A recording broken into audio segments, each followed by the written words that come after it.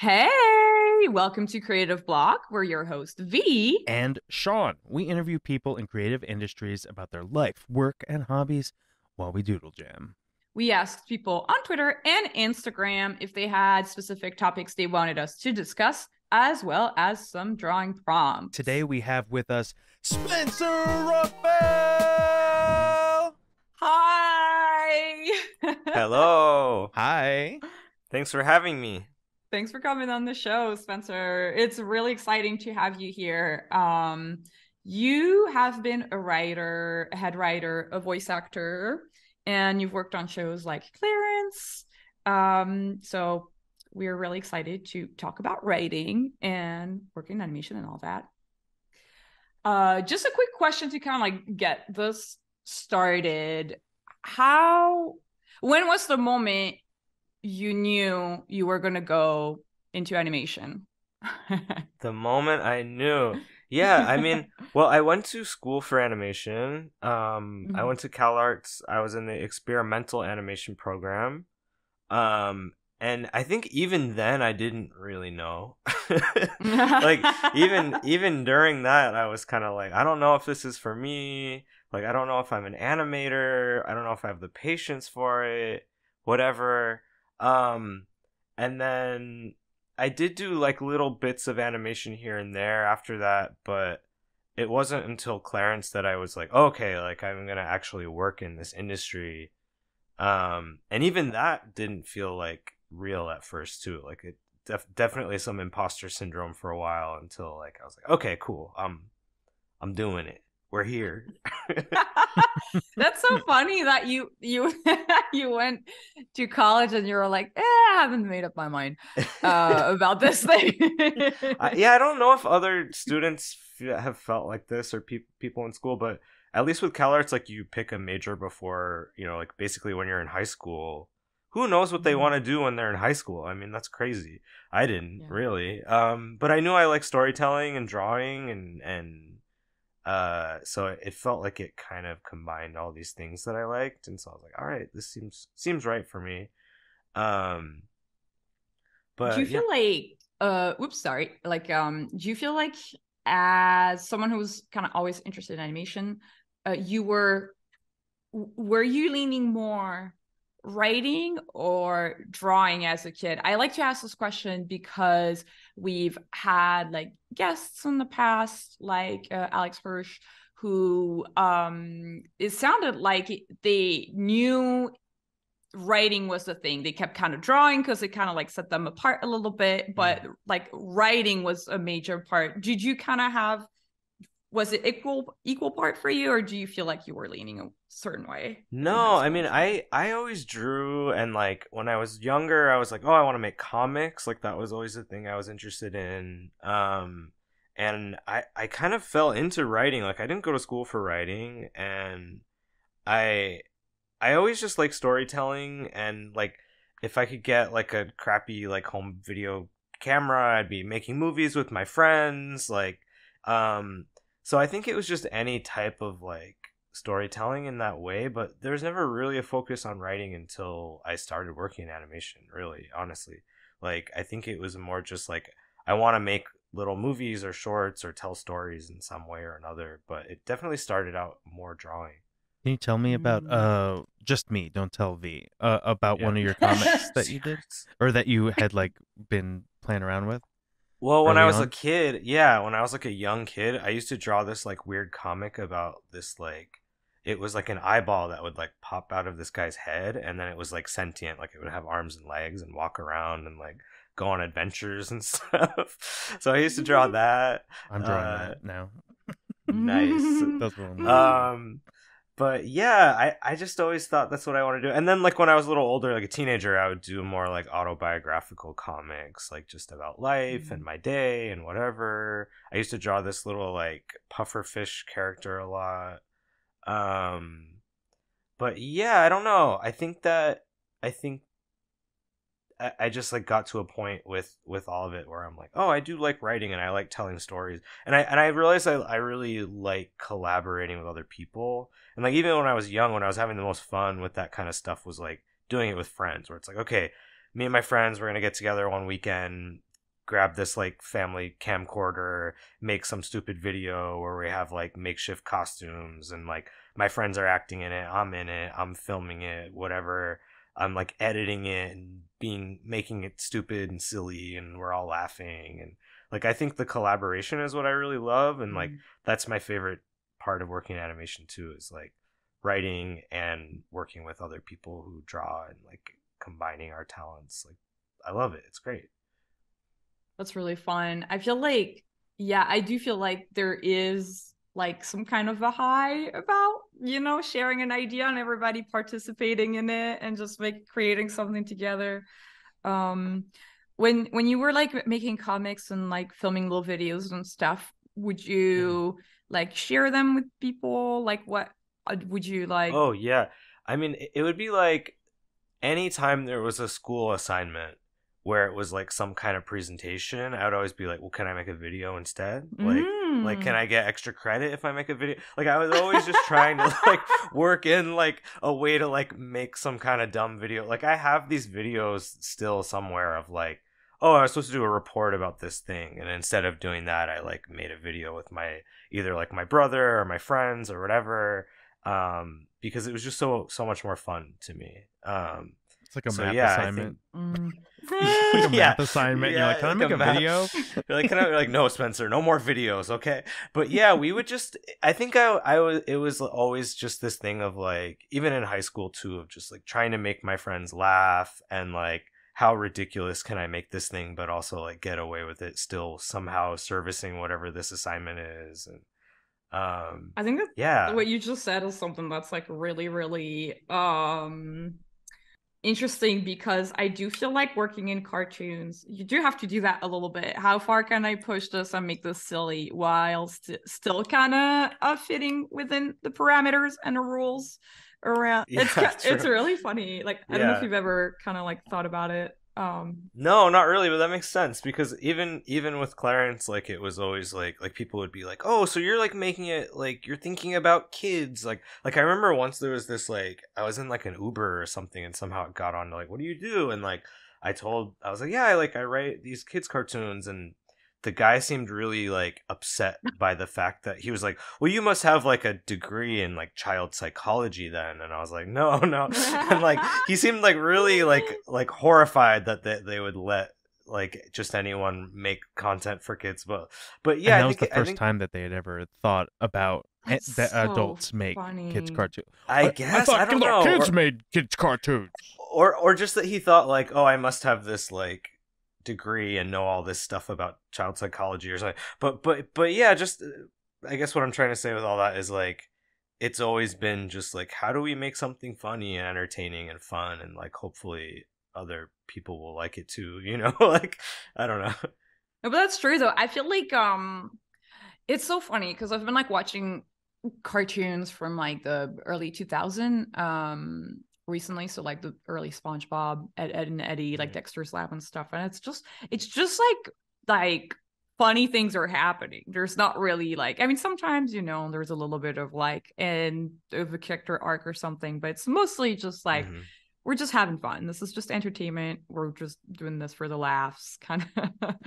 Right, yeah, which is great. I mean, what's better than that? Right, exactly. But like something I noticed, like there's this thing that I don't know if it's a trend or what, but like sometimes I'll be watching stuff, and I'm not really talking about animation specifically, but just anything like TV or movies or whatever, where it's like, it almost feels like the writing comes from this place of like, oh, we made this really intricate puzzle, and like we set this thing up, and it like paid off, and like, aren't we clever? And you're like, yeah, I guess, but I wasn't really entertained, and like, yeah. So I think like people kind of forget like you can craft a story and you can have all the beats and it's all tied up in like a nice neat bow, and the character learned a lesson or whatever, but sometimes it's not like the most fun to watch or like interesting, or like sometimes it's better to I don't know, like if you watch some like old silent comedy film, like you're not like is Buster Keaton gonna learn his lesson by the end and like grow? Is he gonna say like, guys, I really learned something today and I'm sorry, and it's like, that's not fun. Like, who wants to watch that? So I think it's nice to have a balance. I don't know. Yeah, that makes a lot of sense though. I mean, I totally see what you're saying. I feel like sometimes just something that's like really well like executed, like if the jokes are really funny, that's like the art in itself, I feel like, Mm-hmm. I don't know, maybe I'm talking out of my butt, but I'm like, I do feel like sometimes maybe Chaplin got a little bit of more attention because he had these stories where at the end there was a little bit of like the little bow, like emotional bow on top of all the comedy. Mm-hmm. So maybe that's the reason why there's a little bit. But I do agree, it can get hard to balance all of the different acts at once. And then because it's just so much, right? Like doing the emotional arc, all the Mm-hmm. comedy. I don't know. Yeah. Like, how do you, when you set out to write, like, Mm-hmm. what do you think about? Like, how do you go from nothing to an episode? I know that sounds, it's a crazy question. Where'd No, you no, start? yeah. I mean, well, if it's way easier if I'm just on a TV show. You know what Okay. I mean? Yeah. Like it's way easier than like writing in a vacuum. Like if you're working on a show, it's usually something that someone else came up with. There's like established characters, and like even if it's a brand new show, like you kind of have a general idea of like what the tone should be and what the characters are, and of course there's things that you kind of learn along the way, like, oh yeah, I guess they wouldn't do that, they would do this, and it's like this evolving thing. But yeah, I mean, depends on the show. Like, um, I think that there's certain shows I've worked on, like Victor and Valentino, for example. Like, I feel like had like a really kind of set writing formula by the time I came on. I mean, not exactly, but more or less. Like they wanted the two leads, Victor and Valentino, to like have some kind of specific goal by the end of Act One. Like there's something they want, and then Act Two is them trying to get the goal, and there's some problem that escalates, and then like the top of Act Three was either like a big chase scene or like a big monster or something kind of magical that goes wrong, and then they have to figure out how to resolve it, and then it gets resolved. Like it was like pretty. They're not all exactly like that, but I would say like majority of them fall into that. Um, and then yeah, it depends. Like Clarence, I feel like it was really all over the map to the point where like Cartoon Network would be like, you guys don't know what you're doing. Like, do you need help? Like what's going on here? And I think that was more just us being like, oh, this is so fun. Like we can do anything. And so like I think there were certain episodes where we're like, oh, we don't even really necessarily care about the plot. Like we just want to like throw Clarence, like, oh, wouldn't it be funny if we see Clarence in a waiting room at the doctor's, and like he things run amok. Like that was basically it, like really low concept, and like because it's just like 11 minutes of like how much comedy can we milk out of a scenario, more or less. And so like I think that was kind of different in that way. Or like we would look at it like different genres, like, oh, like let's do like a horror, like a slasher episode, what would that feel like? Let's do like a really like hacky like 90s 80s sitcom episode. It's like really cheesy, like so sometimes it can come from like a genre or whatever, but yeah, I think there has to be some sort of character goal and some sort of conflict, and even if it's something really small, like, oh, Clarence is so bored and he's waiting for his mom in the waiting room at the doctor's office. Like I think that was like a fun challenge, was like trying to see how much can we get out of like a really really really simple, like even to the point where there's one episode where it was about him waiting in the car while his mom ran errands. And we're like, can we make a whole episode that's just him in a car, and it's like a bottle episode where he basically doesn't leave the parking lot or the car, and like Man, the background yeah. artists must have been happy for that Yes. episode. Like, okay, we only have like 5. We only got like 5. We're good. Yeah, couple. I mean, drawing the interior of a car is pretty tough, but Yeah, You are right. You are right. but I agree. The backgrounds themselves probably pretty simple. I don't know, but I just mean in amount. Like you're only in one true, setting. True number. Yeah, that's true. Unless the storyboard artist was like, let me just do a close up on the glove box and then on the seat belt. Let's go in Yeah, the trunk. it could be. Yeah, it could have been. I don't remember, to be honest. But yeah, I think generally, like, but oh yeah, so I was talking about working on a show. Yeah. But like I've been trying to work on, like I've written a few pilots with other people, and I'm trying to write a pilot on my own, and like definitely much more challenging when there's less established, like I've been working on this one pilot for a long time, and like it's like I eventually had to sit down with a friend and be like, I don't know what's going on. I can't figure out act 3, and like they just by talking through it, I was like, oh, I have to like rewrite this whole story and like simplify it and cut back and change all these details. And but yeah, I mean, I just like characters. I like comedy too. I think like what I was trying to say earlier about like um sometimes it's easy to get caught up in like the technical part of writing, and it can feel like this puzzle, and it can give you the sense of satisfaction by the time you're like, oh, okay, we figured it all out. Like this thing we set up really carefully and it pays off, and like the B plot works really well now, and like but sometimes that can feel really flat in this way, or like not, it's like devoid of like humanity. And like I think for me, especially with comedy, like I always just want to be like, well, is it funny?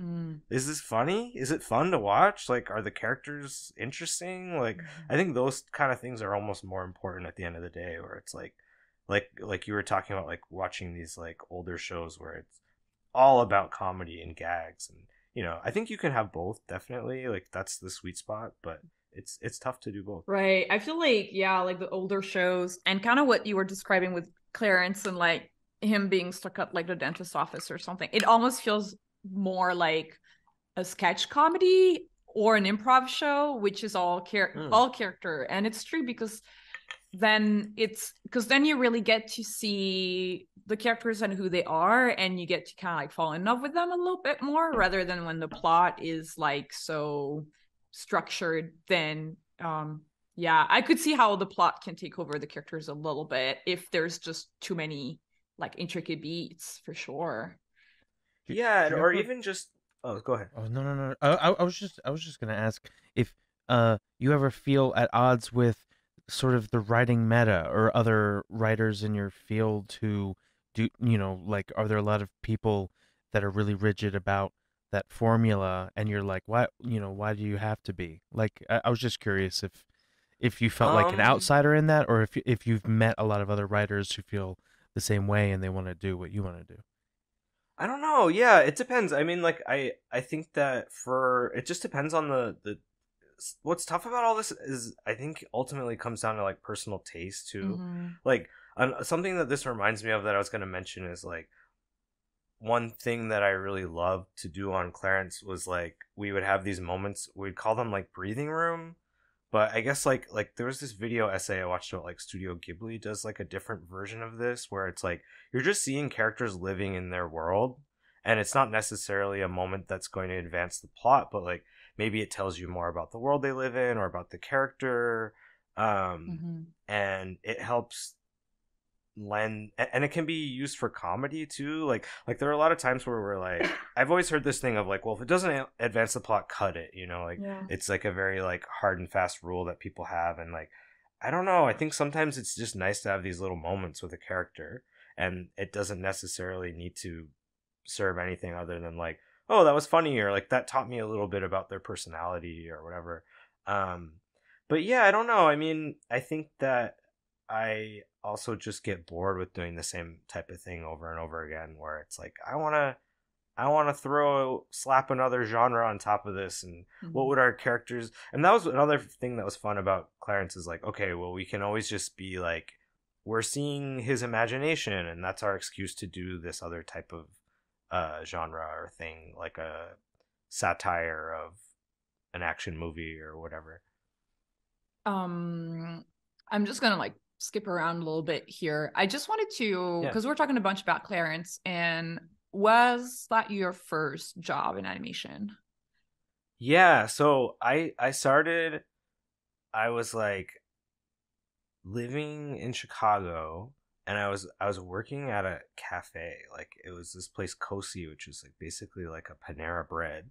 And I was like super depressed and like I was just like, this is gonna be my life like forever. So I'm just mentioning all this because if there are like young people out there that are like, oh, like it seems like such a I guess what I mean is like at that point it felt like such a far off thing, the idea that I could like work in any type of creative field. And so yeah, just that people can know that it's a possibility, I think is like really important to just have that hope and be like, yeah, anyone can do this. Mm-hmm.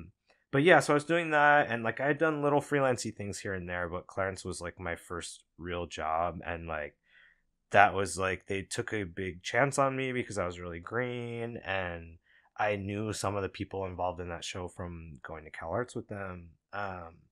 And even that process where like I interviewed a bunch and I like flew out from Chicago and flew back, and like I thought like, oh, there's no way they're gonna go with someone like way more experienced. And they basically like made up this test, like sort of like a storyboard test but for writing. And like I did like a bunch of sample scenes, a bunch of sample like dialogue, a bunch of like episode ideas. They really put you through it. Oh wow. They really put you through an audition, man. Yeah. Yeah, well, I mean they should have, because I had like basically no experience. And like and like so I wrote like a full episode, and it was this episode Jeff's New Toy, like which ended up eventually becoming a real episode. wow. But even then they were like no, this is too much about Jeff, and like the network, it's called Clarence, it's the first season, like we can't do all these side characters yet. I mean eventually we could. And so then I wrote this other one, which was like about a slumber party, like a sleepover episode, which also eventually became an episode. But so that was all my like auditioning stuff. And even when I went on the show, it was like my job, like even though I was a staff writer, like at first it was kind of more like a punch up guy, where like they would be like, okay, well, this episode, like this scene isn't working, or we got a note that we need to service, can you rewrite it, or like can you make this scene funnier or whatever, rewrite these jokes. So like there's like I say like apart from the pilot, like there's something I wrote in every episode of that show. But yeah, so like and then eventually I like they sort of trusted me more, and like then I became more like I was writing full episodes. And yeah, that was that. But that was my first real gig. It was crazy. And then yeah, so like and then after a while our head writer left, and I was promoted to it was head of story, I think was the title. And then yeah, and then I took over as the voice eventually too. So it was like a really crazy first job, and I think that was like really good and bad. That's really cool though. I feel like how I also like to ask this question, how long was it for you between the moment you graduated and the moment you landed this job? Is it like more like month or years, just to kind of get an idea of the timeline? So I actually dropped out after my third year, or like partially through my third year of college. I think I was like maybe, I don't know, I don't remember exactly how far through it I was. And then I didn't start on Clarence until 2013, I think. So it was like, I want to say like 2 years after, something like that. So it just goes to show, if you're listening at home, drop out in your third year, and then your first job, you'll work at a probably cafe. become your first animation job, you'll probably become the head writer. Yeah. Yeah. It's no, but I mean, this is like a very weird experience. Like it's funny too, because like, yeah, like I also like I took over as the voice, and so like a majority of the show, like the voice of Clarence is me, and then like I said, I wrote on most of it. But yeah, it's like a very atypical, weird, like crazy fast experience. And like the reason I said I think it's good and bad is like it's so atypical that like it's so different than any other job that I've had since then too, where it's like I think it gave me this like weird false idea of what it's like to work in the industry, where it's just like, yeah, like every show is like you get to do whatever you want with your friends, and you're just goofing around and making up crazy ideas, and like it's like not can you always talk like about that. Yeah. Can you talk about like your first experience going on to another show and being like, oh, yeah, this is different than what I learned? Like, oh, maybe I'm not as knowledgeable as I thought, like that sort of thing.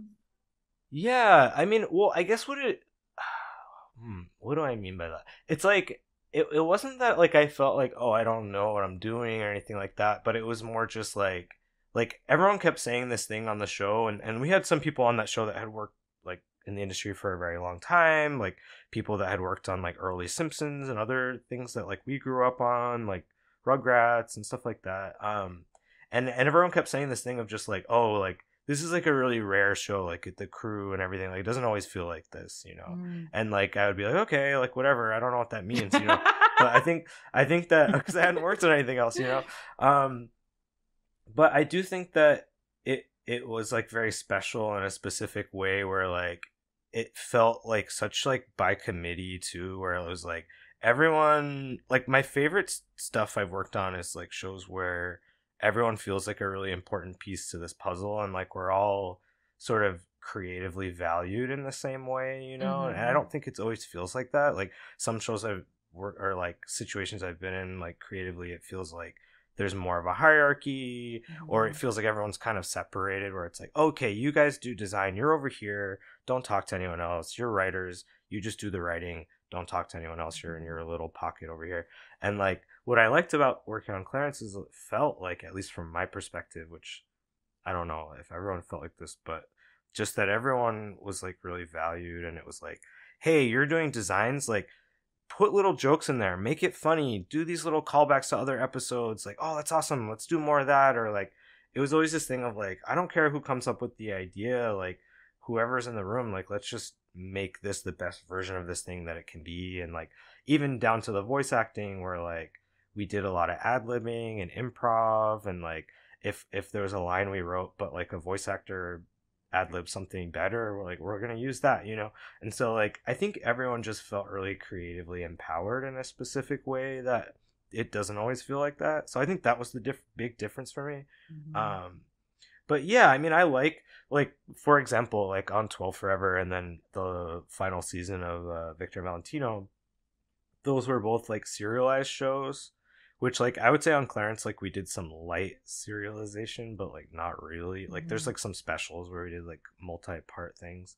But that was like challenging in a different way, and it was fun to write like these big story arcs and things that like we can set up and tease and pay off in like an unexpected way. And Mm-hmm. um so yeah, that was different about it. But yeah, I guess what I mean is like there's part of me that's like, oh, maybe it would have been nicer if like I had started off as like an intern, and then I was like a writer's assistant, and then like I had like just sort of a slower speed into it instead of just like, hey, first show, you don't know what you're doing, you're gonna be the head writer, and also this like crazy drama is gonna happen in the midst of it, and then you're gonna be the voice actor. And like it was just like a really insane like first job. Yeah.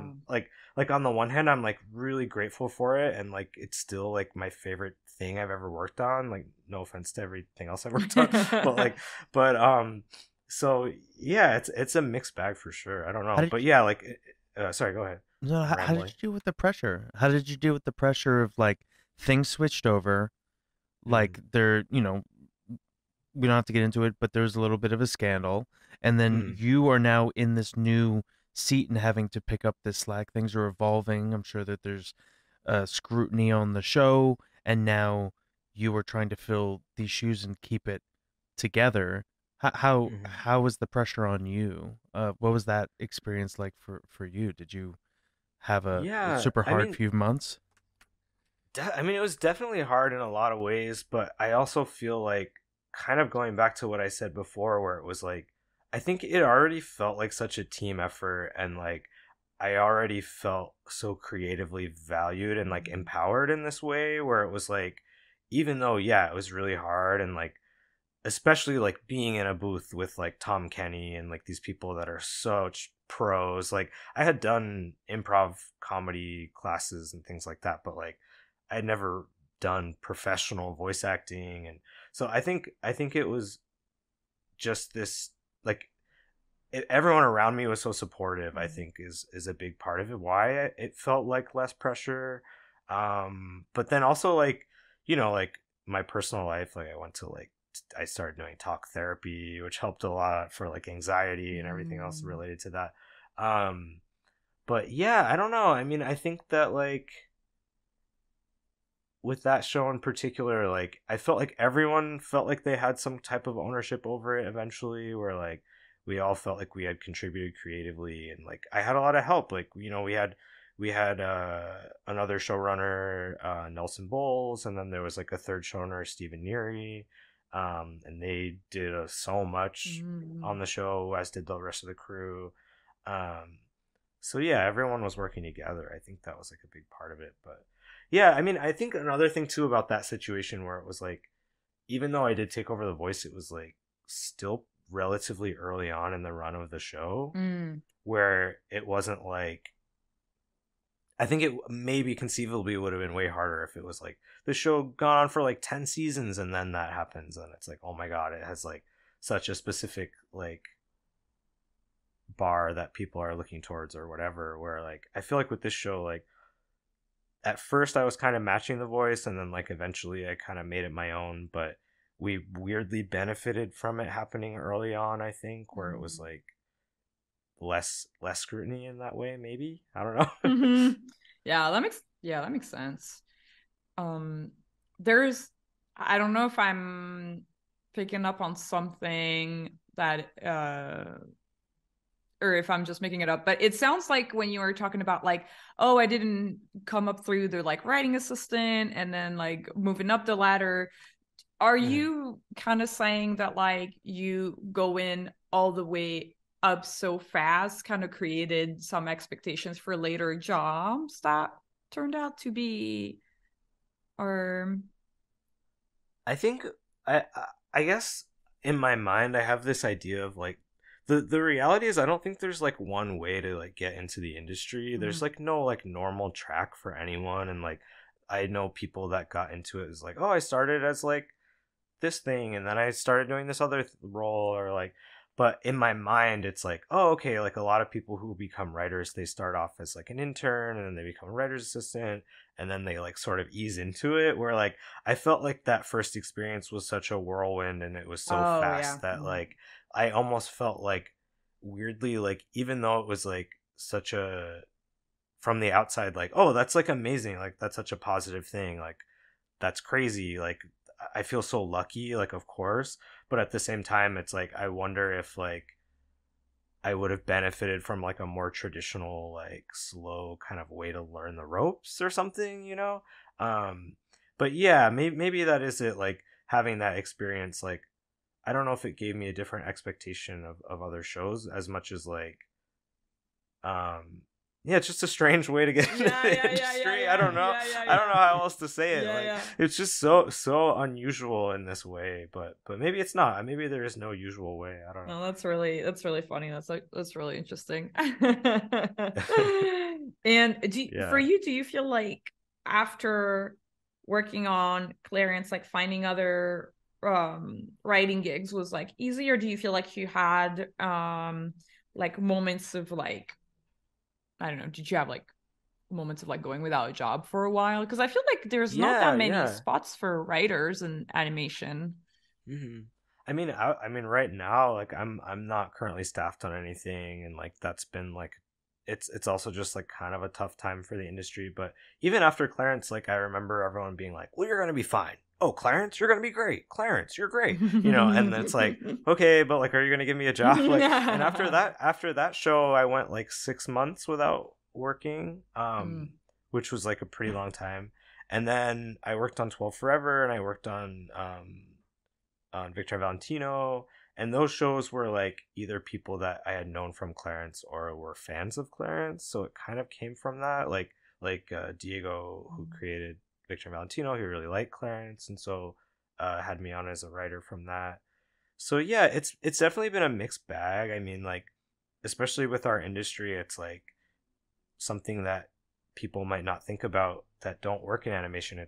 It's different than other types of jobs in that like you're hired on for like a season at a time, really, and they call it a hiatus, but it's like essentially like you get laid off and rehired Hmm. if they like you and if there's another season, like if the show gets renewed. Hmm. um so there's definitely like, I felt like maybe unprepared for that with just like Clarence just kept going. Like I worked on that show for like 3+ years or something like that. Um so, or whatever seasons. So it was a while.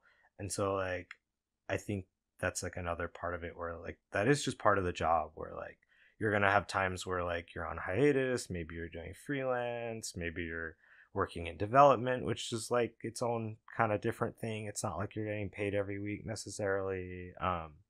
So yeah, it's that's definitely a part of the industry that's different than another kind of job, like maybe like a more traditional job where it's like you just kind of work at this one place until you retire. It's like Mm-hmm. that part of it feels a little uncertain. Yeah, it's, I guess you always have to have several irons in the fire, like that always helps, where it's like think like I like the way I've been describing it lately, it's like I feel like I'm planting a lot of seeds, and like some of them might grow, some of them might not, I don't know, like I hope they all do, but Mm-hmm. Yeah. Yeah, that makes sense, especially for development. yeah, yeah, for sure, yeah. Stuck in several development hells at the same time. Right, right. uh Dante's Inferno of development. Yeah. yeah, it's like Visiting all the just be layers. like what are you working on? I was like, a lot of NDAs, a lot of maybes. But I mean, I think also we're in this time where like it feels like, at least from my perception, like going back to Clarence, it's like I started on a show where it was before streaming was, excuse me, like what it is now. Mm-hmm. um and then to see everything kind of transform over my career, like of like, almost 10 years, where it's like, okay, like then I worked on Victor Valentino, which was like originally just a Cartoon Network show, and then it became something where it would be on HBO Max, and then it was one of the like many shows that got cut from HBO Max. um it's interesting to see just how quickly everything is like, I don't know, it's like I don't know if you guys feel like this, but it does feel like a little less certain in some ways, where it's like I'm making content for a platform that is is is Apple gonna buy it, or is someone else gonna buy it? Mm.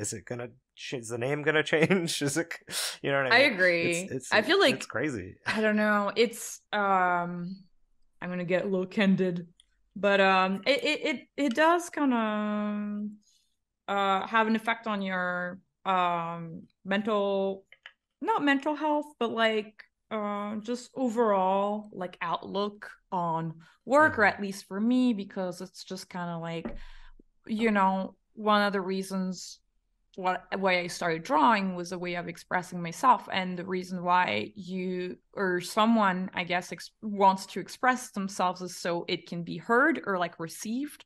So when you Hmm. make a thing and then it goes into a vacuum, then it's very weird. It's this thing where it's like, you're expressing a thing, you're trying to Hmm. communicate, but it goes nowhere. So there's a little bit of that that I'm like kind of like definitely struggling with. But yeah, I don't know if that you guys feel that way, or or if that makes I sense. haven't been pitching as much because I feel like the wind has gone a little bit out of my sails with like how it doesn't seem like people are it doesn't seem like places are looking or for animation or treating animation very well. Mm. And Hmm. so like it's one of the reasons why I've been doing more like making my own Yeah.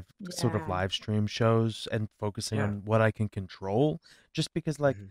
I've pitched a lot of stuff. I've had things almost get there, and then even when it even when it does get there, I've seen so many instances of it sort of being the rug being pulled out from under them, and it's like, oh, we finished the season of the show, but we're not going to air it, Right. or Yeah. Mm-hmm. whenever Yeah. that kind of Yeah. thing happens all Or the time. even So even like yeah, like Victor Valentino, like I mentioned, like we were so excited because it's like, oh, we're switching to serialized because it's going on Mm-hmm. HBO Max. We like catered the whole season to that. We're like, okay, this is a new type of writing, and like we can't wait for people at home to like marathon all these episodes together and watch it as one big story. And like basically, like they just were like drag it into the trash icon, like just gone. Yeah. no, But no. but yeah, I've been thinking about this a lot, where it's like, I don't know, like on the one hand it's like, okay, like there used to be a time before VCRs, like way back, when something would air on TV and then like maybe never be seen again. You know what I mean? Like, and so like in the span of TV's history, like there hasn't been that much of it where even like replaying things has been a thing, Sure. right? Like, I don't know. I don't know. I'm trying to like keep perspective about it, but then at the same time, it's like, well, we all know that the way that most people watch anything at this point is streaming.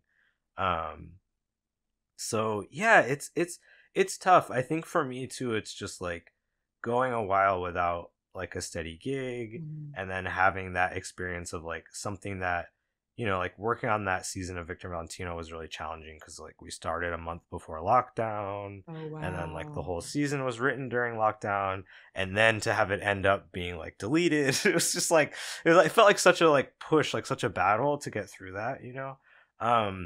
Yeah, it's almost like, I don't know, it's like an ego thing for me too, or like something I've been struggling a lot with is like separating my ego from like job stuff Oh and yeah. work, and Hmm.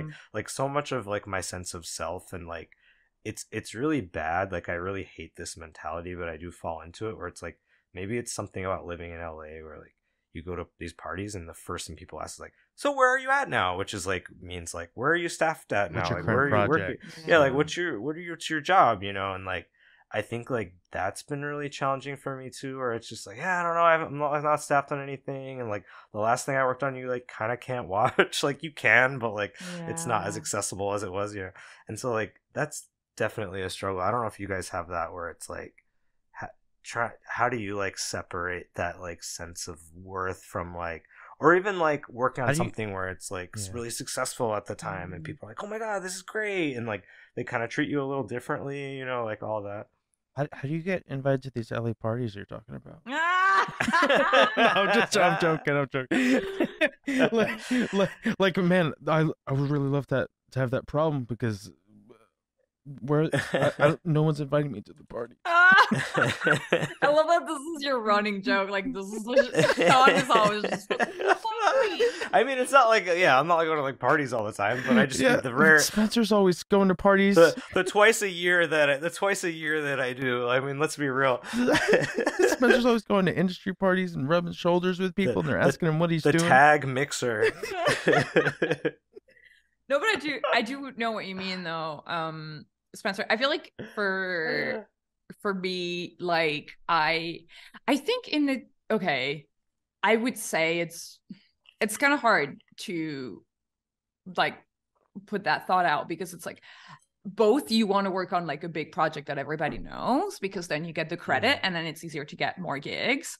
But Right. also, in my experience, the bigger name gigs are not as fun.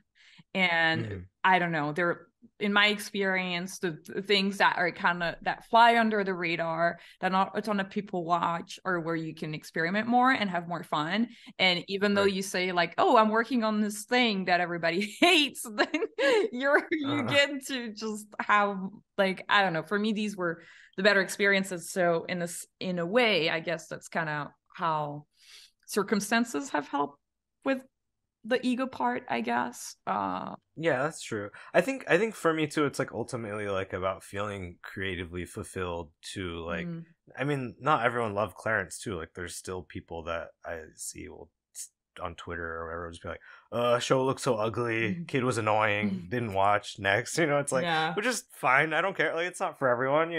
But I think that like, yeah, it's I guess what I'm really saying is like maybe that kind of goes back to what I was saying before too, of just like starting off with this experience where my job, it sort of intersected with like how I was feeling creatively fulfilled, and my social life and everything was like all in Clarence at the same time. And Right. so I guess that's another reason why it was like good and bad, where it's like now I feel like what's really tough for me is like I'll be on a show and I'll want to like pour everything into it, like Yeah. Yeah. all Yeah. my energy, and like I want it to be so good, and I want to put all my Yeah. creative mental energy into this thing, and like I don't know if that's always the healthiest thing too. Like Yeah. I wish I could be one of those people that's just like, oh, it's just like my job, like I'm just going so I can pay my bills, and then my other thing at home is what I really care about, like that always feels like a healthier thing that's like harder for me to do sometimes. Yeah, no, that's very relatable. It's yeah, because especially I don't know. I feel like it's a real I don't know if you've ever faced that, but there's like a really hard balance where it's like if you do have something that you're passionate at home, then the job feels like a chore because you can't be as involved in it. But then if the job is something that you're 100% passionate about and you give 200%, then yeah, you're like so much of your being is tied to the job and it's not healthy. So yeah, Yeah, yeah, yeah. yeah, yeah. That's so funny. That's so true. As a CalArts alum of some Mhm. sort, Sort of. and Yeah. as Do I someone count? who has worked on a show that I think some people would say like, oh, that's the Cal. It's in CalArts style. What is your Yeah, I agree. feeling about how people sort of say like, oh, that cartoon's CalArts style, and it's just like in reference to all like the like post Adventure Time cartoons where the Mhm. faces are kind of like just the features are softer and like the face is kind of like a bean. I was curious Yeah. about what your take was. Um, I don't know. I mean, I think it's funny because like I went to CalArts and I was in the experimental program.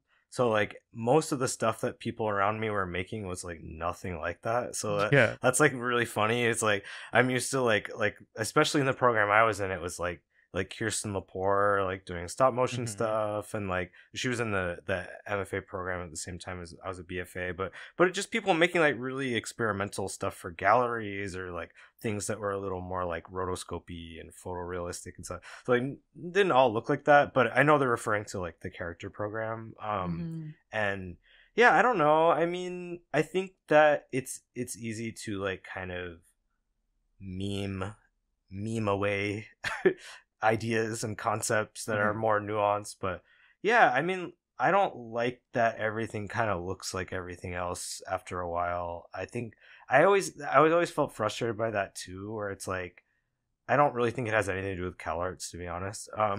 But I think more what it is like, oh, okay, like everyone is drawing in a specific way because it's maybe like the pipeline of animation, like it's going to Korea or wherever, and like it has to be easy to draw and Yeah. animate and replicate, and like it kind of like even certain shows where you like look at the pilot or like the concept design or whatever to like what it became, and like it does get kind of like steamrolled through this press of like of whatever that is, if you want to call it CalArt style, like I don't know, but Well, yeah, because I feel it's like all three of us it's have worked on things that people have called CalArts style. Like Oh there's yeah. mm, Clarence, you've worked on mm, Thundercats Roar V. Yeah. mm, I've worked on the Midnight Gospel. I feel mm. Midnight like Gospel all got these called CalArts?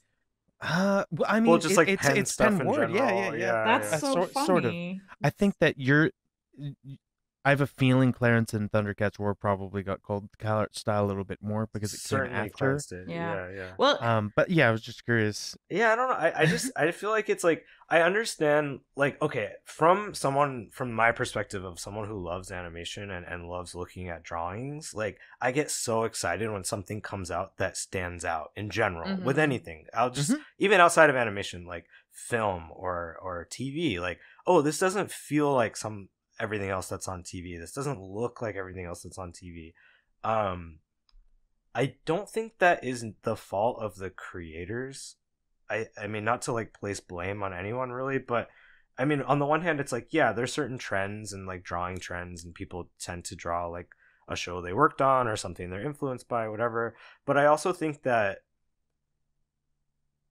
like I've heard verbatim like people say like if you try to pitch an adult animated show and it doesn't kind of look like whatever, like Family Guy or Rick and Morty or Mhm. whatever, like the network execs will look at you and be like, this looks too weird, I don't want to make this Hmm. show. Hmm. And Mhm. then like, so I also feel like it's kind of like this weird thing where people don't understand why shows are successful, and they think that they're successful. Well, people like to point to something and be like, this thing was did well, and we think it's because of the way the characters are drawn. You know what I mean? Like, Yeah. or someone's gonna Yeah. watch it because it kind of reminds them of a thing that are they already know that does well, and like everything that is successful, like I'm not, people have said this a bunch, but it's like everything that is a success originally was like a new, weird, different kind of Sure. thing. Yeah. Um, It's And I'm of the mind that like just take a chance on something different, and like I think people really want, they actually want something that feels different. um but I think it's like the machine of making stuff like within the industry, it's like all about playing it safe, and it's kind of our job to like push the boundaries of that and be like, take a chance, roll the dice, like let's make this weird thing that's new and trust us, like it's gonna be good and people will like it. what you're saying Did you is know that? Oh, so, sorry. oh, sorry. Yeah, I was just gonna say it's so true and something that I relate to a lot and something that kind of sometimes uh I don't know if the word is frustrating, but it's something that I struggle with a lot when pitching. And I kind of want to talk, like, ask you a little bit about pitching because I'm sure you've pitched, Spencer. But there's this thing that you said where it's like the buyers want something safe, but the audience wants something fresh. And you, as a creative, you want to do something fresh and original. And Mm. how, like, and so the key is how do you convince the buyers that no, this is something very safe that you know and have Mm. seen before and feels Yes. familiar, but it is Yeah. creative, like how, I you think know. I think anytime we would do anything on Clarence, we were doing like a mini version of that. And like the way I describe it is like you're like a lawyer for your own creativity, Mm, and you're just like, it's your job to be like, basically it's like, I'm not saying like you're lying about what it is or anything like that, but it's more just like, how do you compromise in a way where you're not like, you're picking your battles. You're like, okay, this is the thing that's like creatively important to this episode or this mhm, show idea. And like, if you can really stand up for it and be like, this is why it has to be this way and it can't be any other way, like mm. I think that's a really good skill to have. Do you feel like when you say that, do you mean like you're selling the idea as in like this is all the positive reasons why this episode is going to be great and you sell it with confidence and swagger, or do you mean that you have to be a little bit more like a manipulative and kind of hide it? I don't know. How No. do you Well, approach that selling aspect of the idea? I think what it is, it's like, it's almost like Trojan horsing, like not being manipulative, but it's like you're like, okay, like this is how do I get to make the thing I want to make within whatever these parameters are that they want, Mm. or like how do I convince them that like this like weird crazy creative idea is like also what they want. Mm, Like I mm-hmm, think that's what it is. mm-hmm. It's like you, like I remember like there's literally an episode of Clarence that's like, it's just like episode has a lot of like fart jokes in it, which isn't something that we would do a lot, but like this episode, like it's actually about censorship. So it's like he draws a comic about a cactus that farts, and it's like really stupid. It's just like three panels of a cactus, and the last one there's like a little fart cloud, and it gets censored in like the school newspaper. And so like we were literally having these meetings where we were like going panel by panel and like haggling about like, okay, like we can't have a character say fart here, we'll change it, but we have to have them say it here. And like I think it's just like whatever you're willing to put into it, like I think people will respond well to like a really clear creative vision. Mm. And even if it's like something where you're like, oh, they're not going to like this, or they think they don't want this or that, like I think that it's just important to stick to your vision, and like just also pick your battles too. Like Mm. it's okay to compromise on certain things, but just don't do a million compromises to the point where it's like you're chiseling it down into, you sanded all the edges off and it's like unrecognizable. Mhm. But yeah, that is a tricky thing, because something I always think about too is like, you realize after a while that like we see what we're doing as like, oh, we're being creative and we're like Mm. making like some form of art or entertainment, and like I think there's also people involved that are like, no, this is a product, and we're Mhm. we're selling it and we're investing a lot of money into it. And so like you better give us a product that we want. and Mhm. and that's also real. I hate that that's real, but it is. Mhm. And so like I think that kind of push and pull is like one of the toughest parts about working in the industry, where it's like, yeah, like you can't just do everything you want. Yeah. but wouldn't that be nice? I don't know. Mhm. But I also think that's why people are turning to stuff like Sean, like what you're doing, and like Mhm. I'm working on a friend of mine, Charlie Gavin's project, where it's like like a crowdfunded like independent thing, and like um I think that is part of it, is like having that kind of creative freedom and like control over what you're making.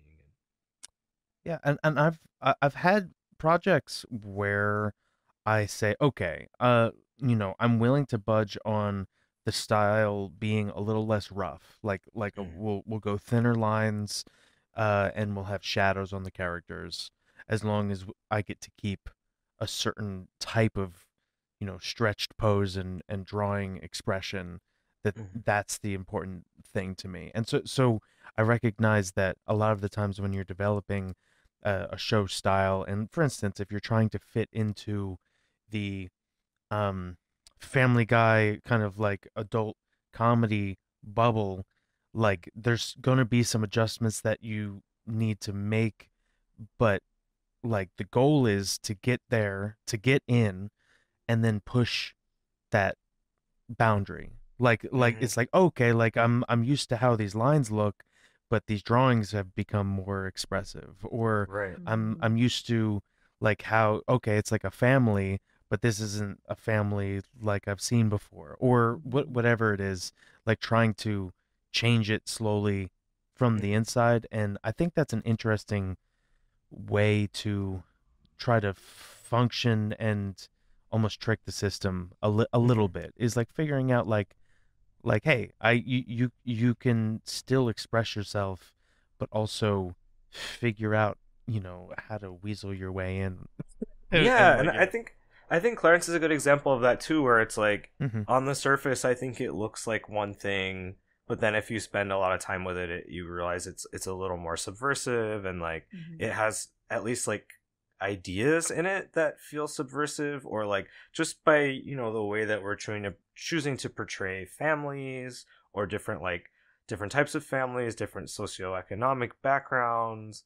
Um, Jeff having like two lesbian moms, like things like that, where it's like, yeah, maybe those seem small, but like all put together, it kind of adds up to something. Or even just in terms of the tone or the way the characters act and things like that, where like, someone might look at it and be like, ugh, CalArts style, blah, Mhm. whatever. But like, Well, you can't. give it a shot, Yeah, you can't please everyone anyway. I feel like True. I don't know. I'm still kind of thinking about how you and Sean were talking about finding a thing that you're really excited about a project and kind of like really honing in on that to kind of like sell an idea. And I wonder, I guess maybe a question for both of you guys, because you have experience pitching, Spencer, right? Like you've pitched ideas and shows. Mm-hmm. How Yeah. do you approach that? How do you kind of figure out your that thing that you're really excited about your project, like that thing that's going to drive the way you pitch it? And Yeah, I mean, I think something that I learned through the process of pitching too is just like figuring out like how to tailor your pitch to whoever you're pitching it to. Like, okay, this is what this place is looking for. Like, what's the version of the pitch that looks like that? Because at the end of the day, like the goal is like I want to get this thing started and yeah. developed, and like Mm-hmm. working on anything, it's going to change. It always changes. Even on a show that's already on the air, it's slowly changing as you make it. Mm-hmm. Like it's this evolving thing. So like I think like not getting too worried about that and just being like open-minded and being like it's going to change, and whatever version is in the pitch bible is not exactly what's going to be the version that's in the pilot, and that version Mm-hmm. isn't going to be exactly what's going to be in season 3, like, Mm-hmm. and Mm-hmm. and so I think there's like a certain kind of relief to that, where it's like, okay, well, I'm just going to focus on like what version of this would I be excited to see, and like where does that intersect with like whatever version I think the network is looking for. Mm-hmm. um but something that like I really learned is like making it really personal. Like people seem to respond to that really well, where it's Mm-hmm. like, oh, this was inspired by this thing that happened to me, or this is inspired by this part of my life, this interest that I have, or whatever. Like this is basically like a version of my family when I was growing up, or like Mm-hmm. I had a crazy uncle who was like this, or I had a teacher who was so funny, or whatever it is. Mm-hmm. I think that goes a long way. Also, just like keeping it really simple. Like I worked on this one pitch with somebody where it was like our first pitch was like insanely complicated, and like we would start pitching it, and like everyone was looking at us like, "Wait, what is this about?" like. Like we learned to pare it down and like really, and like even though in the back of our minds we're like, okay, we have all this lore and this world building and it's gonna eventually become this big epic thing, like you have to make it easy for people to like in the room quickly understand, oh okay, I get what this is, like this is funny, this is interesting, this is, these are the characters, this is the world, this is the story, like this is what I'm tuning in to see every week, like even if in your mind there's more to it than that, like just keeping the pitch simple and easy to digest, you know. Mm-hmm. Mm-hmm. I usually I usually view it as it's sort of like you have a friend and like say you get invited to a Hollywood party, for instance, in this make believe world, you actually get the invite and you're there. You've made it. You're in the Uh-huh. big leagues, you can rub shoulders with the big wigs. Dame Like Judy Dench is there. you're in this party and you go with your best friend and you and your best friend have an inside joke. And now you need to get this new person that you meet in on the inside joke and find a way to have them think it's funny. Now, this is a super challenging thing that I feel like a lot of Yeah. people have probably Yeah. can Yep. probably relate to. Like Yep. how do you bring somebody in on this thing that you have the context for and you think is funny and do it in a natural way? And I think that also applies to like comedy too, just Mm-hmm. like stand-up comedy. Like when you think of a joke, why did you think it was funny in the first place? How can you put yourself into the point of view of somebody that has never heard of this show before and get them to feel that same excitement that you had when you first thought of the show and was like, whoa, I'm on to something. You know, Mm-hmm. that's like so true what you're like when you're comparing it to someone doing stand-up comedy. And I've noticed sometimes about the efforts that go into setting up a joke, even though sometimes the effort is just kind of like setting the scene where it's like, this is the kind of car we're talking about, and this is why this is going to be funny later because the car is laid out that way. And if it wasn't happening in this setting, the joke wouldn't land. But when you're listening to the joke, you don't even pay attention to that because you're, I don't know, because they're the comedian manages to make the setup also entertaining. So Mm-hmm. yeah, there's so Mm-hmm. many Mm-hmm. layers to it where it's like you're doing so much work just trying to to keep people entertained while you're trying to kind of like ease them into this like world pitch inside joke that you're bringing to the table. That's a really good But yeah, I mean, I think it's just that it's sort of just boils down to storytelling. Like if you have a story in your mind and you're trying to tell this story, and of course you want to jump to the most exciting part, but in your mind you already understand what has led up to that point. So if you're writing mm-hmm. a story out, you need to lead us with you and like pretend that we're a dummy. Like I've never heard of anything in my life. I don't know anything. like can I understand this story? Can I understand this pitch? And I think that where a lot of people mess up is like they either put way too much context so that you Mm-hmm. never get to the hook, Mm-hmm. or they get to the hook and you have no clue what the context is. And so Mm-hmm. there's an interesting balance. Another thing that a lot of pitch people are looking for in a pitch, and sometimes they won't say this, but they want to know your perspective and they want to Mm-hmm. know your point of view and what you're trying to say. So if Mm-hmm. you pitch a show that's about people who are addicts in a rehab or something like that, they want to know, how do you feel about addicts? What are you trying to say? Is this a story of redemption? Are you saying like these are, you know, these are people who have a problem, but there's redemption there? Are you trying to are is there a character in the story that's viewing them through the lens of judgment, and Mm-hmm. that is supposed to be the audience's point of view, like it's a person that at first judges them and then learns about them and humanizes them? Like, what are you trying to say? And I think that sometimes if you ask somebody about their pitch, like what are you trying to say, what's your point of view, sometimes they've never they've never thought about what their point of view is, but thinking about different like catchy ways to sum up like what you're trying to do, I think can be really important and valuable to a pitch. Is do you feel, Spencer, when you were a head writer Mhm. and had to pitch the episodes to the network, that you had to do that work as well? Um like, this is why we're writing this episode and this is our point of view, or like how much of, you know. Um, I think as early on, it feels like you're doing that more. Where the beginning of the show, it feels like the network is kind of like, all right, we'll see. Try again, guys. You haven't quite got it right yet. I don't know. So there's a little bit more of that where you're like, this is what the show is, and this is why it's going to be good, and like we understand these characters, we know what we're doing here, you know. And then I think after a while, there becomes more of a trust there, where they're like, okay, you've created this thing and it's doing well, and you will leave you alone a little bit more. But yeah, I think there have been times where it's like you're pitching something and you're like, this is why it's going to be really funny, or this is, it's not always like a starting with a theme like that, we're like, oh, Mm-hmm. here's what we're trying to say. I think in terms of like pitching an episode, it's more like, here's why the episode is going to work. Like this is why there's enough there for an Mm. episode. Like I remember pitching sometimes and they're like kind of like, it feels like it's like the beginning of an idea but it's not quite there yet, and like Mm. you have to go back and kind of like work on it a little more.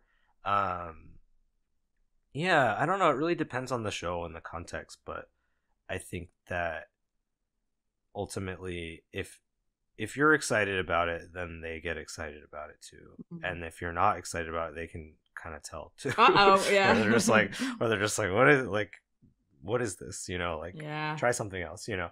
Um, but yeah, I think that that's really insightful. Like what you're saying, and like I think that it's more just a matter of like, is this gonna work for this character? Is there enough there for whatever it is, 11 minutes, 22 minutes, like depending on the show.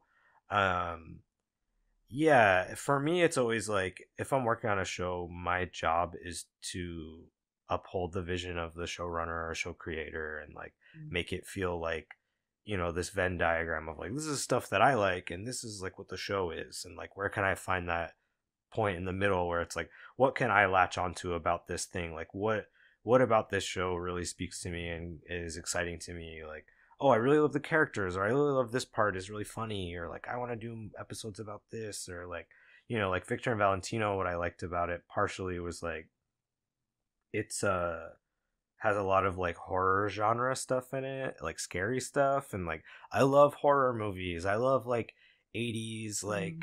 The Thing and stuff like that, and The Fly, Cronenberg, like, so like I was like, can we do a Cronenberg episode? Can we do this kind of thing? You know, like Mm. just trying to find like whatever you can latch onto that you're excited about, that also overlaps with the show.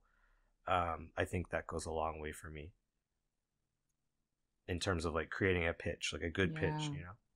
Yeah. But sometimes it just starts with like, oh, this is just the two characters we've never really seen before together. Like that would be funny. Like what happens there? You know, like odd character pairings. Like I feel like we were doing that for a while on Clarence, where it was like we had like the school disciplinarian and like the school bully like team up, like a buddy cop episode, and it was like really weird and funny, and like we found this dynamic that we didn't know would exist, and it was fun, and you know, stuff like that where we're just kind of like playing around. I think like like little toys in a shoebox or Yeah, I love something. that metaphor. That's kind of how I feel when I write my webcomic. I'm like, oh, what would happen if I put these characters in this situation? And I'm like, and then I'll figure out how this works with the overarching storyline. Because there is this thing where you're like, I don't know, like how often do you feel like you can surprise yourself when you write? You know, like how often are you in this situation that you're like, ooh, I don't know what the Yeah. episode exactly is going to be like, but I know this is going to be fun. Or sometimes it can be just like an image, like sometimes I love like starting with like, okay, I have this like third act, like, and I have an ending first, and like I want it to Mm. escalate to this point, but I don't quite know how we're gonna get there, and I'm like working in reverse. I mean, that's what's great about writers rooms too. It's like it's collaborative. You're not totally alone, and like Mm. you can start pitching things out and get people's feedback, or like sometimes all it takes is like there's just one puzzle piece that's a little off, and someone will pitch something, and it's like it all falls into place in this great way. And like I think the best episodes are the ones where we're just like, oh my god, that's so funny, like we have to do that, let's try it, like let's see if they let us do this, or like oh, that's really crazy and weird, I love it, like this is bananas, let's try it, Mm. Process or just wise, how do oh sorry, continue oh what you're no, go saying. ahead, no, that does it. Oh, process wise, I was just curious, like, how you go about. Are you more inclined to do and start out with like pretty thorough outlines? Like I've seen kind of like two schools of thought. I mean, I'm sure Ooh. there's many schools of thought about writing, Mm, but I was reading this book by Stephen King on how he writes, and essentially like he sort of just writes, like he writes, and then the big like plot stuff it comes out in the rewrites. And so that, I mean, and I know, mm, writing a novel is different, but sure. I'm sure that in some ways it could be at least in a small way used. So for instance, there's been a few times where if I don't know how a scene is going to go, I'll just do a practice scene and I'll just write it through and I'll see if anything comes out that I could turn into plot and then go back Yeah. to the outline or something. But I was just curious how you what your favorite type of working I'm Yeah, I with mean writing actually, wise is. I'm going to tie it into this Patreon question, which is, do you mm. think formulas make story easier to write? So it's Nice. kind of, yeah. Great, yeah. Segues rule. Yes. um Yeah, I think that it really depends. Like on Clarence, something that I used to love doing is like we would literally like we would like ad lib in the writer's room as the characters and like improvise dialogue. And if it was funny, we would write it down and it would like inform the scene or the episode.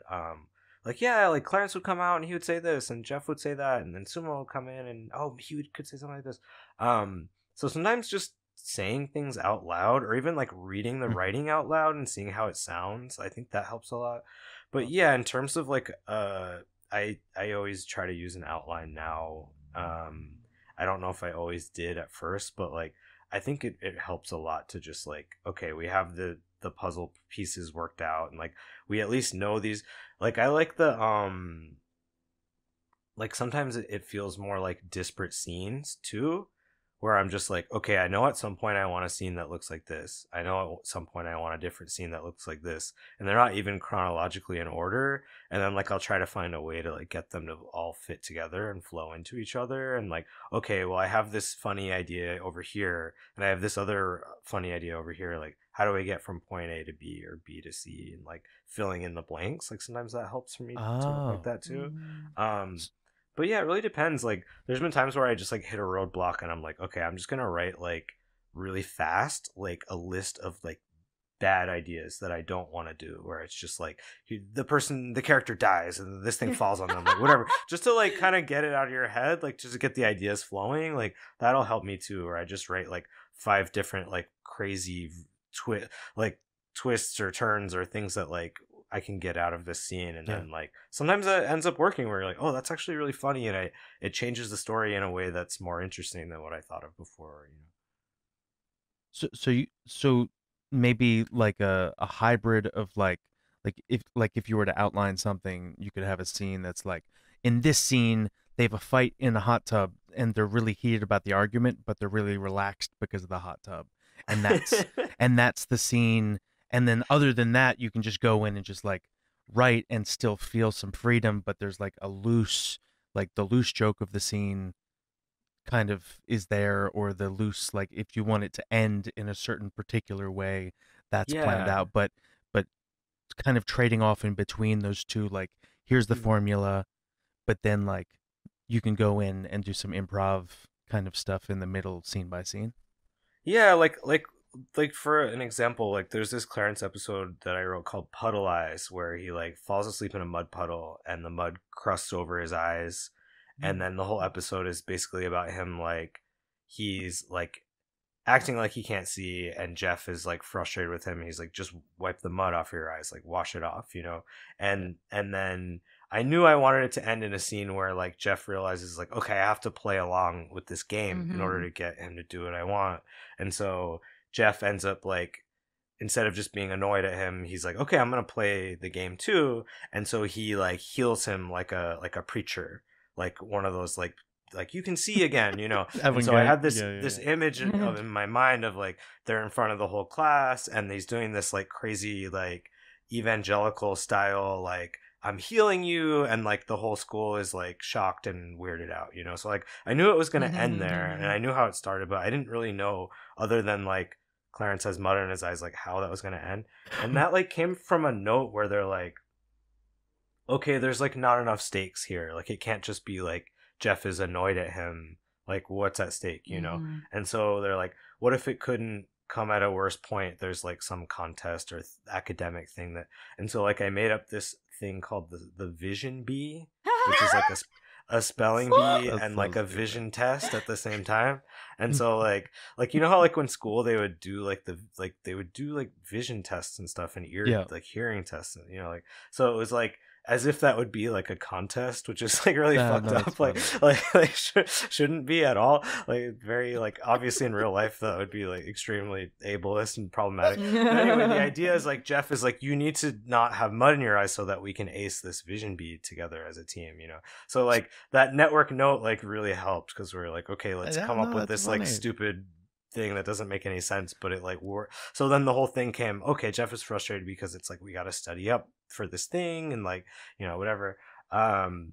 So yeah, I think that like sometimes like I really like David Lynch, and like he talks about like I like his style of creativity is like he just works with like these disparate like scenes and images, and then like some slowly pieces them all together. And like I feel like sometimes that can be more creatively fulfilling, where you're just like, okay, I'm gonna start with like I have this image in my mind, and it can, with comedy I think it's like, okay, I have this funny image in my mind of like them in front of the school. Like I don't know how we end up there, but like that's a really funny big third act thing, and like I want the episode to have this thing in it, and then like building the episode around that, like I think can be really fun sometimes too.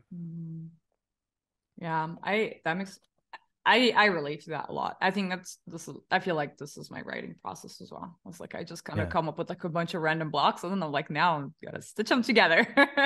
Sometimes you gotta work backwards. And sometimes it doesn't work. Like it can be really frustrating, because there are times where you're like, I love this thing, but it doesn't fit in this at all. And like it's like you have to be kind of like put it on the back burner, and you're like, okay, one day we're gonna do the episode that has this in it, but it's not this episode. It doesn't work. You know, but I love it. What's funny too is that there's moments when I've come up with like a joke. I mean, you know, some of the stuff I come up with, I'm like, oh, this is so friggin' hilarious, and other people are like, what? But I'm like, I still love it. It's my baby. And I'm like, okay, I can't make it work now. And then sometimes I'm like, I have to give up on it. There's nowhere where it fits. And then magically, like later, you can use it. I don't know. And that's like the best feeling ever, because it's like, I gave up on this story beat or on this joke, and now I can use it and it makes sense. It's funny. Yeah. I mean, it's the best when it all works together. But I think sometimes just if it's funny, it sometimes doesn't matter if it's funny enough. You can just get away with doing something that doesn't make sense. Yeah, that's what I think. Not everyone will agree with me on that, but I think that it's like, if something's funny enough, like you should just do it. No, I agree. I think I agree. Oh, by the way, I was trying to say the word evangelical, and I said I was going to say Evangelion. And Evangelion, I was Christian. drawing Evangelion. Evangelionical Christian. It's a new sect. I was thinking about how you're talking about this Uber driver that was like, how do you write for kids? You're an adult. You don't have a PhD in child psychology. Well, we do have a patron that asked a question along these lines. Alan's Bear. The question is, how did you guys manage to write kids so well? Like, did you interview kids, pull from your own No. children's or maybe even your own childhood stories? Yes, yes to the last part. Yeah, Yeah. I mean, I think what it is for us was always like this thing, this frustration of like seeing kids speak a certain way on TV that didn't feel like the way that, like, have you ever heard a Yeah. kid speak? You know, like where it's like kids acting like little adults, and like it happens in animation. It also happens in like live action, like those like kind of tween like Disney Nick like sitcoms a Mm, lot, where it's like a kid will come out and like they'll say something that's like supposed to be kind of cute, but it like sounds like something an adult wrote for them to say. And like mhm, I think what we loved about like by design with these characters, it was always like, okay, like how did it feel? How did it really feel? Like sometimes we come at situations where it's like, okay, we've seen this type of scenario in TV represented a bunch of times. What did that really feel like when it happened to you as a kid? And like mhm, how does TV kind of get it wrong? And like how do we represent that a little more how it felt for us? But yeah, a lot of it would come from like real stories, things that happened to us as kids. Like we had one character where it was like my family moved around a lot when I was a kid, and it was like tough being the new kid, and like that was something I hadn't really seen a lot of in TV. So like, let's make a character that his story is kind of about that, like struggling with always being the new kid. mm, Um, but yeah, I think even from the way that we would write the dialogue, we would write grammatical errors and like intentionally like mhm, stuttering and stumbling and weird, like Clarence doesn't speak clearly all the time. And I mhm, think that's like that's how kids really talk, and mhm, I think that would lend a little bit more of that kind of organic feeling that we wanted to, where it's like it feels grounded, it feels like real kids. um but also just yeah, trying to treat them with like this type of compassion and like feeling of like, well, when you're a kid, this thing feels really important to you, mhm, and mhm, remembering what that felt like. Like there's one episode where he gets time out, and it's like this like life changing thing because he felt like it was unfair where he mhm, didn't get to play on recess because his like teacher made him go sit in the corner for something that he think he she forgot about him and like left him the whole time.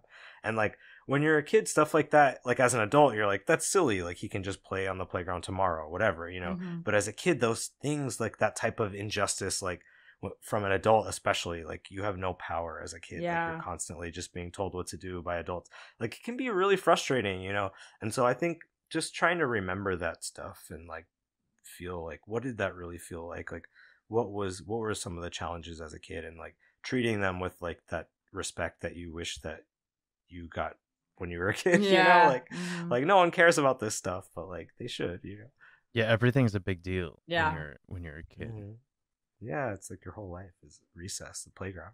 Yeah, that makes sense. I feel like, yeah, because like you said, kids don't really have a lot to say, and like, kids are always like fantasize about like being powerful adults. Like, I don't know, it can be He-Man or it can be like Barbie, I guess. Right, It's like right. yeah, because yeah, then you get to do whatever you want. That's really insightful.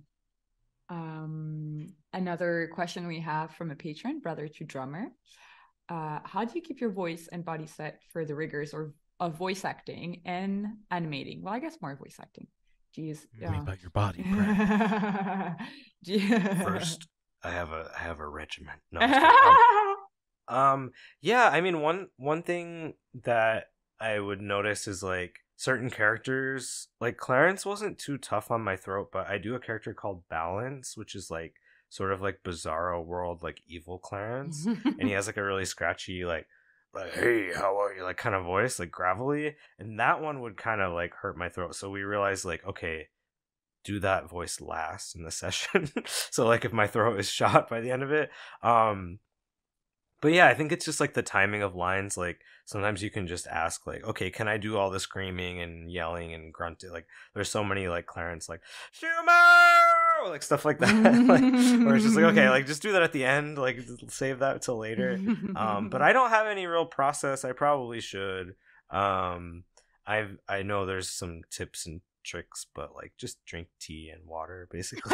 That's Yeah, kind of there's a special tea for metal vocalists that might really. be helpful. Yeah, there's special tea and there's a little like a metal logo on the tea, but it's supposed to be good for For when you do like the death voice to like guttural. Yeah, yeah. If you're like, if you're like doing noises, if you're doing crazy noises, and your voice is sore, apparently this tea is specifically for throat repair and stuff. That's awesome. I I can feel like that send would it be to you perfect. someday. Yeah, I feel like that would be excellent. But yeah, I mean, I was always amazed at like Tom Kenny does the sumo voice, which is like very like hey Claire, like really gravelly, and it's Hmm. like I don't know how he just always seemed fine after like a full session doing episode after episode of that. So, but That's so fun. magic, they're just magic.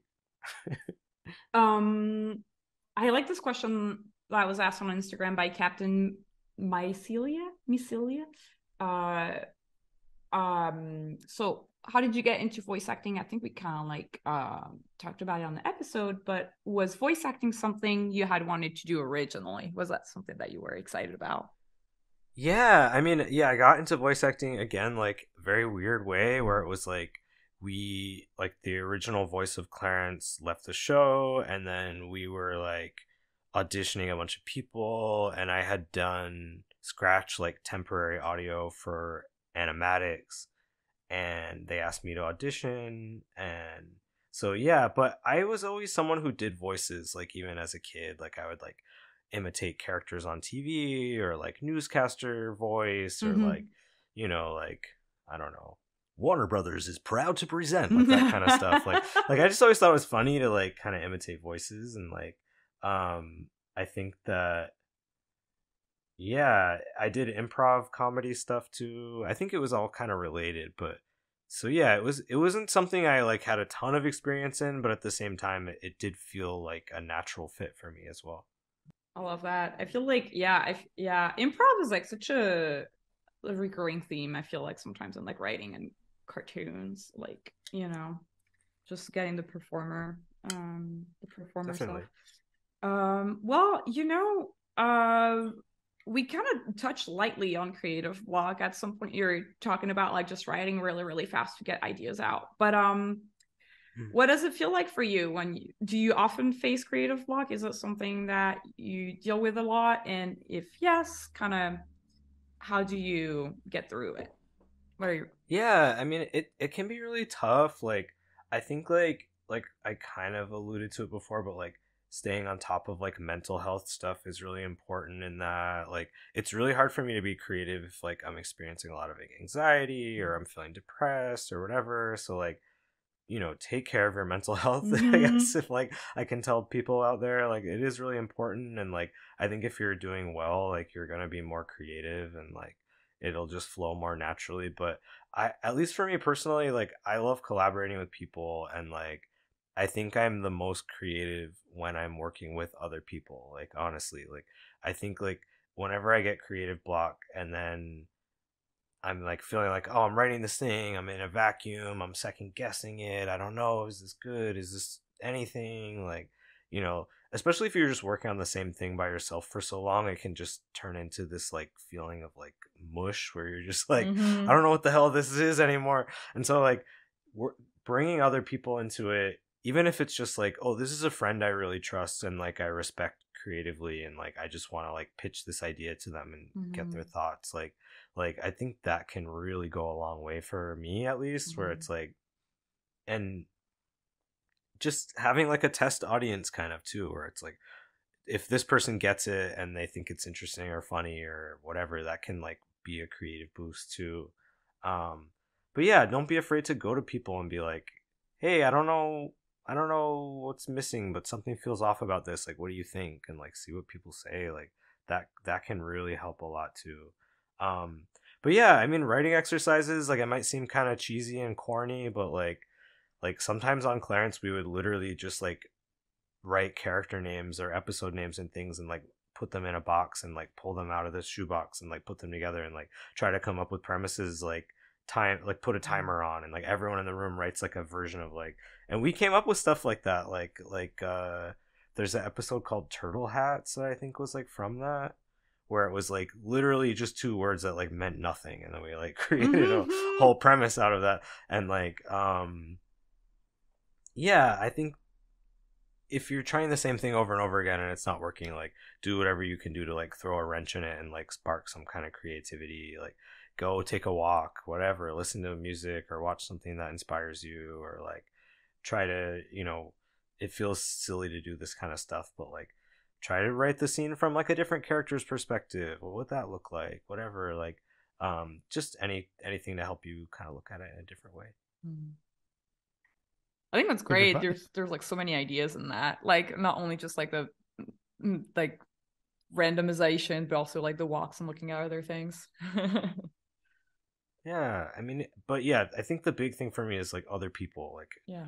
bringing someone else into it, whether it's like, even if they're not actually someone you're like, oh, they're gonna partner up and write this with me, but it's just kind of like, hey, this is someone who makes stuff that I also like, and I feel like we have a shared sensibility. Like, Right. I'll show it to them and be like, hey, it feels a little like it's not quite there. Like, what do you think? And like, just get some feedback. Like, I know, especially like when you're starting out, that can feel really scary, but like, it always helps. And like, even on a show, like, I felt like that, where it's like, Yeah. I'm writing an episode, I know it's not quite right, and there's some weird instinct that's like, just like suffer through it and figure it out on Yeah. your own. And it's like, Yeah. no, that's so stupid. Like, you're gonna waste everyone's time by doing that. Like, bring it in. Mm-hmm. It shouldn't feel embarrassing. It's fine. Everyone goes through this. Like, show it to the other writers, show it to the showrunner, whatever.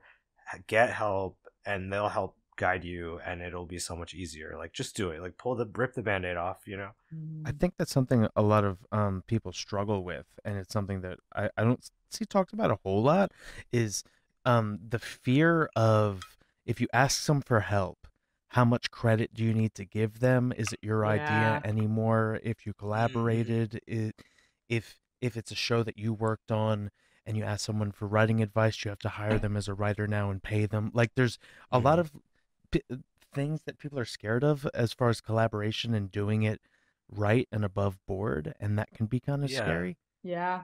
I think it's important to have those discussions with people, um like ahead of time. And also, like, yeah, I'm not saying like have your friend write the whole thing for you, or like steal their ideas or anything. Like, that's like kind Yeah, of yeah, yeah. shady. But like, but I just mean in like kind of a more minor, like, oh, just like have a discussion about it, like, oh, I'm having trouble with this. But like, I think, at least for me, like, I'm usually talking to other writers about this, and Sure. they have also done the same with me, so like Mm. it feels like we're on the same like ground there. It's a mutual But understanding, yeah. yeah, yeah, but I do think, like, yeah, be careful and don't like steal anyone's ideas or don't exploit anyone or anything like that. Obviously, like, that's bad. But I just think more like, especially on a TV show and you're working with other writers, yeah, that's how it goes. Like, we're all helping each other. So like, if you're staffed, for sure, like, go and like talk to the other people on the show about the episode, and like, that's part of the job. But yeah, that can be a tricky territory. I think it's just important to be like really open and have discussions about it, and like, yeah, don't like ask people to do a bunch of free labor for you. Like, if it turns into something like that, then yeah, you probably should be paying them and giving them credit, and like, like, and that's also fine too. It can still be your idea that you created. I mean, look, if it's a TV show, like, it's a team effort always, and like, it doesn't take away that you came up with the idea, that like there's like writers writing different episodes, and or whatever, like, that's how it goes. So I think that's fine. How many, when you're working on an original, like when you're working on a script for yourself, like for your mm, writer sample or for just like something yeah. that you want to send, how many people would you say you send it to on average to kind of get feedback? Like, would you say it's more like 10, less than 10, more than 10 people? Two, um Yeah. I think it one. depends on the project. But pretty small, I would say, for the most part. Like, at this point, like, maybe like two or three, Mm, and then like maybe managers as well. Eventually, I would send it to them. mm, But that's kind of it. But yeah, it depends. Like, I have some friends that are like developing this like short, like, pilot, essentially, like, independently, and like they did this thing that was fun, where it was like a group of like close friends of theirs that like they also maybe have worked with in the past or whatever, like just had them over, like here's some pizza, and they're gonna pitch it to you and like get your feedback, and like that didn't feel like exploitative or anything like that to me. It was just like fun, and like I like those people a lot, so it was just like, oh, this is cool, this feels like we're working on a thing together. And like and it's also the kind of thing where it's like, oh, I'm pitching ideas, but like they've already done so much of the work that like there's no part of me that would ever feel like, hey, they stole my thing. It's like, Yeah. it's already so them. It's like I'm just kind of like trying to help out a little bit here or there, like. So I think it's really just like a case by case thing too. Yeah, that's I feel great. like Jeff could be a blockhead character, like our creative blockhead. It's true. You should animate him literally spinning is a in at the blockhead. beginning. That is true. Oh, Jeff. I'm not a blockhead. That was the thing too. Like people are like, "Oh, did it come natural to you?" And it was like in the writers' room, I would always be doing impressions of like Clarence and Jeff and Sumo. Like, come on, Clarence, stop! It's like me doing like a Sean Gambroni voice, who's like the voice actor for Jeff. I love Sean. Yeah, it's funny that you mentioned that, because I feel like I have a friend who told me the same thing. Like they have to talk in the character's voice to kind of like they talk a lot when they write, like just to kind of like hear it, and then they can figure out like, oh yeah, now that sounds like dialogue, that sounds like something they would say. Yeah, or it just feels out of character sometimes, and when it's written down, you're like, oh, that's a funny line, and then you like hear the actor say it, and you're like, oh, that's weird. Like, that's not right. Like, wait a minute. This is the part where I always struggle to find a neat little segue. What are we segueing into? Maybe I can figure out a way to do it. The end of the show. You know what else? You know how Clarence came to an end? I sure do. Well, Clarence ended and isn't a show anymore. Another thing that's ending is this podcast episode. So we're gonna transition into our ending, and this was the segue. Nice. Amazing. Perfect. That's why, that's why Sean is here. He's the greatest at segues. And with that, that's the end of this creative block. Spencer, thanks for being our guest and sharing your story. Thank you so much. And thank you to our listeners too. Follow us on Twitter at CRTVBlock. That's the short way of saying creative block, where we ask for drawing prompts and questions to ask our guests. Huge thanks to our editor, Clements, for editing the podcast. And also huge thanks to Malik for helping us produce the show.